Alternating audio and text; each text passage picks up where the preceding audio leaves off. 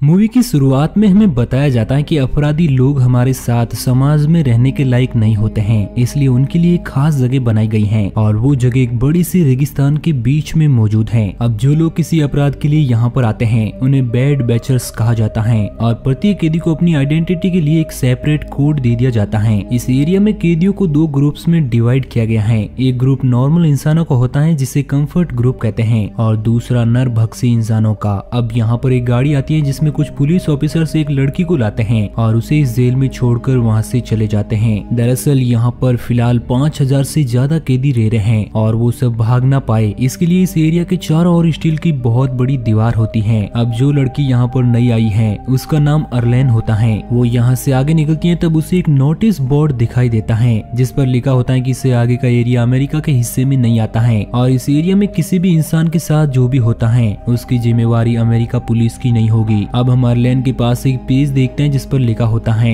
Find the dream find the comfort. इस line में comfort वो जगह होती है जहाँ पर सभी बैड बैचर्स रहते हैं। अब अर्लेन आगे की ओर निकल जाती है जहाँ पर उसे एक कार दिखाई देती है जो कि पूरी तरह से खराब होती है। अब अर्लेन कुछ देर आराम करने के लिए उसमें बैठ जाती है। तभी हम देखते हैं कि एक गाड़ी उसकी ओर आ रही होती है, लेकिन जब अर्नेल को इसके बारे में पता चलता है तब तक बहुत देर हो जाती है और वो लोग उसे पकड़ लेते हैं। जब उसे होश आता है तो वो खुद को बंधवा पाती है और वो देखती है कि उसे दो लड़कियां किडनैप करके यहाँ पर लाई हैं, जिनमें से एक अब उसके पास आती है और उसका हाथ काटने लगती है और बाद में उसका एक पैर भी काट देती है। दरअसल ये औरतें नरभक्षी ग्रुप की कैदी होती हैं। इन्हें रेगिस्तान में कुछ खाने को नहीं मिलता है इसलिए वो सभी इंसानों को खाना शुरू कर देते हैं। इन कैनिबल की एक स्ट्रॉन्ग टीम होती है जो सभी मिलजुल कर एक साथ काम करते हैं और वहाँ पर बहुत सारे हाथ पैर कटे हुए लोग होते हैं जिनको इन कैनिबल्स ने बंदी बना लिया है। जब भी उन्हें भूख लगती है वो उन्हीं प्रिजनर्स में से किसी एक को चूज करके उनके बॉडी पार्ट्स को पकाकर खा लेते हैं और अब अर्लेन भी उन लोगों का शिकार हो चुकी है। अब वो समझ जाते हैं कि बहुत जल्द उसकी पूरी बॉडी नरभक्षियों का शिकार बन जाएगी। जिंदा बचने के लिए यहाँ से भागने के अलावा और कोई दूसरा ऑप्शन नहीं बचता है, लेकिन उसकी इस हालत में भागना भी असंभव होता है क्योंकि वो अपना एक हाथ और पैर खो चुकी है। साथ ही उसे एक रूम में चैन से बांधा गया है। अब उसे एक आइडिया आता है और वो अपना सारा लेटरिन बॉडी पर लगा लेती है। अगले दिन जब एक कैनिबल लेडी उसे चेक करने के लिए आती है तब वो उसे लेटरिन से लथपथ देकर उसे चैन से फ्री कर देती है और उसे साफ करने के लिए बाहर ले जाती है। अब जब वो लेडी पानी लेने के लिए जाती है तो अर्लेन वहाँ पर पड़ी एक रोड को छिपा लेती है और जब वो कैनिबल लेडी वापस आकर उसे क्लीन करने लगती है तो मौका पाकर अर्लेन उस पर रोड से वार कर देती है जिससे वो नीचे गिर जाती है और इसके बाद अर्लेन उस पर बार बार रोड पटकती है जिससे वो लेडी मारी जाती है। अब अर्लेन रेंगते हुए वहाँ से भागने की कोशिश करती है और तभी उसे वहीं पर पड़ा एक स्केटिंग बोर्ड दिखता है जिसकी मदद से वो भागने की कोशिश करती है। दरअसल वो एक बहुत बड़ा रेगिस्तानी इलाका होता है इसलिए अर्लेन ज्यादा दूर तक नहीं जा पाती है और बीच में भूख और प्यास के मारे बेहोश हो जाती है। अब वहीं पर एक आदमी होता है जो कि उसी इलाके में रहता है। वो ना तो कंफर्ट ग्रुप से बिलोंग करता है और ना ही कैनिबल से, यानी कि वो अकेले ही अपनी धुन में रहता है। वो आदमी काफी बुढ़ा होता है इसलिए आज तक वो कैनिबल का शिकार नहीं हुआ था। अब वो आदमी अर्लेन को एक कार्ट में डालकर उसे कंफर्ट ग्रुप तक पहुंचा देता है जहाँ पर उस ग्रुप के बाकी सदस्य रहते हैं। वो आदमी अर्लेन को वहाँ पर ड्रॉप करता है और वापस वहाँ से निकल जाता है। अब कहानी में 5 महीने बीत जाते हैं और हम अर्लेन को देखते हैं जिसने अपने लंगड़े पैर में आर्टिफिशियल पैर लगवा लिया है और कंफर्ट कॉलोनी में उसका खुद का एक घर भी होता है। कंफर्ट ग्रुप के लोगों की लाइफ स्टाइल काफी चेंज हो जाती है। खाने पीने की दुकानों के साथ मेडिकल फैसिलिटीज भी यहाँ पर मौजूद होती है। अब हम एक कैनिबल फैमिली को देखते हैं जिसमें आदमी का नाम मियामी होता है और वो अपनी पत्नी और एक बेटी के साथ रहता है।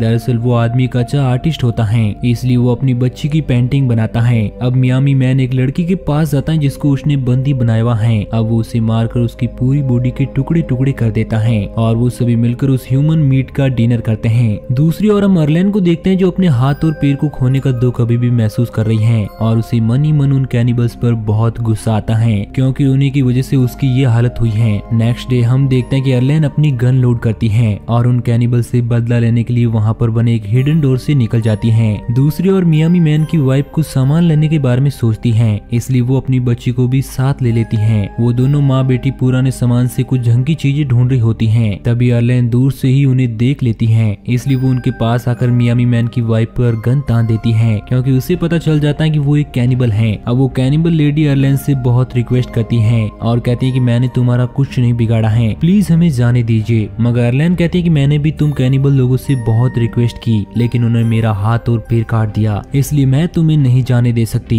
और यह कहकर वो उसे शूट कर देती है। लेकिन उसकी बेटी को कुछ भी समझ नहीं आता है कि मेरी माँ के साथ क्या हुआ है, क्योंकि वो अभी नादान होती है। और इस चीज को देखकर अर्लेन को उस पर तरस आता है और वो उस बच्ची को अपने साथ लेने का फैसला करती है। अब वो दोनों कंफर्ट ग्रुप की ओर निकल जाती है, जहाँ पर रास्ते में वो अकेला आदमी उन दोनों को देख लेता है। अब एक शॉप पर उस छोटी बच्ची को एक रिबिट पसंद आ जाता है, इसलिए अर्लेन उसके लिए वो रिबिट खरीदती है और उसे अपने साथ घर ले जाती है। दूसरी ओर शाम होने वाली होती है, लेकिन अभी तक मियामी की वाइफ और बेटी घर पर नहीं लौटती है, इसलिए उसे उनकी फिक्र होने लगती है और वो उनकी तलाश में उस कचरे के ढेर तक पहुंच जाता है, जहां पर वो देखता है कि उसकी मरी हुई बीवी को कौवे खा रहे हैं और उसकी बेटी वहां पर नहीं होती है। तभी उसकी नजर उस अकेले आदमी पर पड़ती है जो उस कचरे में कुछ ढूंढ रहा होता है। मियामी उसके पास जाता है और अपनी बेटी का स्केच दिखाकर पूछता है कि क्या तुमने इसे देखा। तब वो आदमी बताने के लिए मान जाता है, लेकिन अपनी एक शर्त रखता है और कहता है कि पहले तुम्हें मेरा भी एक स्केच बनाना पड़ेगा। मियामी मैन इस चीज के लिए मान जाता है, क्योंकि उसके पास दूसरा कोई ऑप्शन नहीं होता है। स्केच बनाने के बाद वो ओल्ड मैन मियामी को फाइंड कंफर्ट लिखकर देता है, जिसका सीधा मतलब ये है कि उसकी बेटी कंफर्ट में है। दूसरी ओर नाइट में अर्लेन उस बच्ची को एक क्लब में ले जाती है, जहाँ पर कंफर्ट का सबसे अमीर आदमी होता है, जिसका नाम ड्रीम होता है। कंफर्ट में वो सभी लोगों का हीरो होता है, क्योंकि वो अकेला ही उन लोगों के लिए ड्रग्स लाता था। उस ड्रग्स की खास बात ये होती है कि उस ड्रग को लेने के बाद आदमी एक अलग ही दुनिया में खो जाता है, जो कि सपनों की दुनिया होती है, और इसी वजह से सभी लोग उसे द ड्रीम नाम से पुकारते हैं। अब वहाँ पर अर्लेन भी थोड़ी ड्रग्स ले लेती है। उसी वक्त उस बच्चे का रेबिट वहाँ से भाग जाता है, इसलिए वो उसका पीछा करते करते अर्लेन से काफी दूर चली जाती है और इस तरह से वो ड्रीम के पास पहुँच जाती है और ड्रीम उस बच्ची को अपने साथ ले जाता है। दूसरी ओर अर्लेन पर उस ड्रग का असर होने लगता है, जिसकी वजह से उसे कुछ भी होश नहीं रहता है और वो चलते चलते कंफर्ट से बाहर आ जाती है।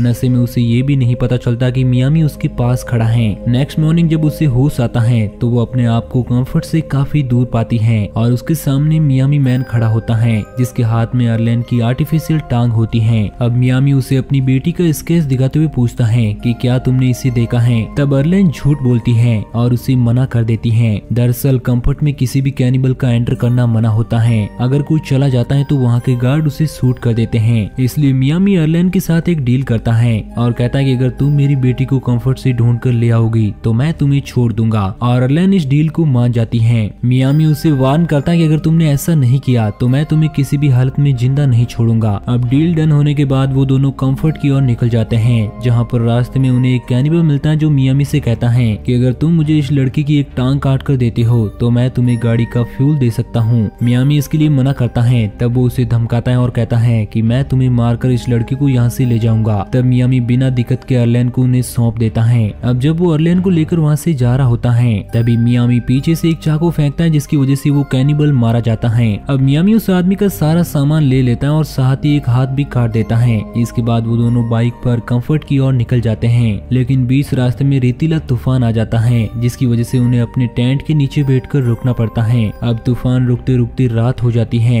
इसलिए मियामी अपना डिनर बनाने के लिए उस आदमी के हाथ को पकाता है। तब अर्लेन उससे पूछती है कि तुम कैनिबल कैसे बने। तब मियामी बताता है कि जब मैं 16 साल का था तो एक बोट के जरिए अमेरिका आया था और मेरे पास अमेरिका की नागरिकता नहीं थी, इसलिए मुझे बैड बैचर्स बनाकर यहाँ पर भेज दिया गया। अब बातों ही बातों में वो दोनों एक दूसरे के काफी क्लोज आ जाते हैं, लेकिन उसी वक्त पीछे से कोई मियामी को शूट कर देता है और वो कोई कंफर्ट का आदमी होता है जो अर्लेन को अपने साथ चलने के लिए कहता है। इसलिए अर्लेन थोड़ा सोच विचार कर उसके साथ चली जाती है, लेकिन कंफर्ट में जाने के बाद उसे अच्छा फील नहीं होता है, क्योंकि वो उस टाइम को मिस कर रही थी जब मियामी उसके साथ होता है। उसने उसकी जान बचाई थी और उन दोनों ने काफी वक्त एक दूसरे के साथ गुजारा था, इसलिए वो मियामी को पसंद करने लगती है। अब वो फैसला करते हैं कि वो वापस मियामी के पास जाएगी और उसी के साथ अपनी लाइफ गुजारेगी। इसलिए अगले दिन वो वापस उसी जगह पर पहुंच जाती है जहां पर उसे मियामी तो नहीं मिलता, लेकिन उसकी आर्ट बुक मिलती है जिसमें वो स्केच बनाता था। अब वो उसे उठाती है और वापस कंफर्ट की ओर निकल जाती है। अब हम उस ओल्ड आदमी को देखते हैं जो कि डेजर्ट में अकेला बैठा है। तभी उसे कुछ दूरी पर कौवे उड़ते हुए नजर आते हैं और इस चीज से वो समझ जाता है कि वहाँ पर जरूर कुछ गड़बड़ है। जब वो वहाँ पर जाता है तो देखता है कि मियामी वहाँ पर बेहोश पड़ा है। अब वो एक कौवे को पकड़ता है और उसे मियामी को खिलाता है और उसकी हेल्प करता है। दूसरी ओर अर्लेन उस स्केच बुक को देख रही होती है जिसमें बहुत सारी पेंटिंग बनी हुई थी। तभी उसे उसकी बेटी का स्केच भी मिलता है, जिसे देखकर अर्लेन फैसला करती है कि वो किसी भी हालत में मियामी की बेटी को ढूंढेगी और अगले दिन वो उसके स्केच को लेकर हर शॉप पर जाकर उसके बारे में पूछती हैं, मगर कोई भी उसको नहीं पहचानता है। इसलिए थक हार कर अर्लेन वहाँ पर बैठ जाती है। तभी वो मियामी की बेटी को देखती है जो कि ड्रीम के घर से निकलने वाली औरतों के साथ होती हैं। अब हमें यहाँ पर पता चलता है कि ड्रीम का कोई भी बच्चा नहीं है, इसलिए वो मियामी की बेटी को अडॉप्ट कर लेता है। इस तरह अर्लेन को ये तो पता चल जाता है कि मियामी की बेटी कहाँ पर है, मगर वो उसे कभी वापस नहीं ला सकती क्योंकि ड्रीम इस ग्रुप का सबसे पावरफुल लीडर होता है। अब अर्लेन को एक आइडिया आता है, इसलिए वो ड्रीम के घर पर जाती है जहाँ पर बहुत सारी औरतें ड्रग बना रही थी और ड्रीम बताता है कि मेरा सब कुछ इसी ड्रग बिजनेस में है। तब अर्लेन उससे कहती है कि मैं भी इन औरतों की तरह यहाँ पर काम करना चाहती हूँ और इस बात के लिए ड्रीम हामी भर देता है। अब एक औरत अर्लेन को एक रूम में ले जाती है जहाँ पर वो वॉशरूम का बहाना बनाकर अपने आर्टिफिशियल पेट से गन बाहर निकालती है और बाहर आकर उस लेडी को गन पॉइंट पर ले लेती है। अब वो ड्रीम से कहती है कि अगर तुम इस औरत को बचाना चाहते हो तो इस बच्चे को मेरे हवाले कर दो। वो लेडी ड्रीम की वाइफ होती है, इसलिए उसे उसकी डील माननी पड़ती है और उस बच्ची और लेडी के साथ वो कंफर्ट एरिया से बाहर आ जाती है। बाहर आने के बाद वो उस लेडी को वापस भेज देती है और खुद उस बच्ची के साथ डेजर्ट की ओर निकल जाती है। आगे जाने पर उसे मियामी भी मिल जाता है जो अपनी बच्ची को वापस पाकर काफी खुश होता है। तब अर्लेन मियामी मैन से उसे अपने साथ ले चलने के लिए कहती है, मगर वो उसे मना करता है और कहता है कि हम लोग कैनिबल हैं और अगर तुम मेरे साथ चलोगी तो कोई ना कोई तुम्हें मार देगा, इसलिए तुम्हारे लिए बेहतर है कि तुम वापस कंफर्ट में चली जाओ। लेकिन अर्लेन अभी भी उसे मना करती है और कहती है कि मुझे कोई भी फर्क नहीं पड़ता है कि तुम कौन हो, मैं बस तुम्हारे साथ अपनी जिंदगी गुजारना चाहती हूँ और मैं तुमसे प्यार करती हूँ। अब मियामी की बच्ची को भूख लग जाती है और वो कहती है कि मुझे नूडल खाने हैं, मगर वहाँ पर नूडल नहीं होते हैं, इसलिए मियामी उसके खरगोश को मारकर उसे खिला देता है और वो तीनों एक दूसरे के साथ खुश होते हैं। इसी के साथ ये मूवी यहीं पर एंड हो जाती है। तो दोस्तों आपको ये कहानी कैसी लगी नीचे कमेंट करके जरूर बताना और इसी तरह की कहानियों के डेली डोज के लिए हमारे चैनल को सब्सक्राइब जरूर करना।